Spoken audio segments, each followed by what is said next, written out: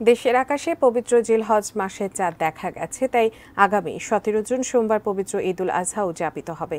সন্ধ্যায় বায়তুল মোকাররম জাতীয় মসজিদ কমপ্লেক্সে ইসলামিক ফাউন্ডেশনের সভাকক্ষে জাতীয় চাঁদ দেখা কমিটির বৈঠক শেষে এই ঘোষণা দেওয়া হয়। ধর্মমন্ত্রী মোহাম্মদ ফরিদুল হক খানের সভাপতিত্বে অনুষ্ঠিত বৈঠক শেষে জানানো হয়, রংপুর জেলার পীরগাছা থানা এলাকার আকাশে জিলহজ মাসের চাঁদ দেখা গেছে। সেই হিসাবে শনিবার থেকে জিলহজ মাস গণনা হবে। নিয়ম অনুযায়ী 10 জিলহজ ঈদুল আজহা উদযাপিত হয়, তাই বাংলাদেশে ঈদুল আজহা আগামী 17 জুন।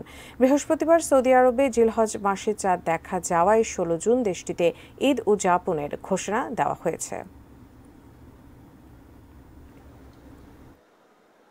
শুক্রবার সন্ধ্যায় বাংলাদেশের আকাশে পবিত্র জিলহজ মাসের চাঁদ দেখা যাওয়ার সংবাদ পাওয়া গিয়েছে।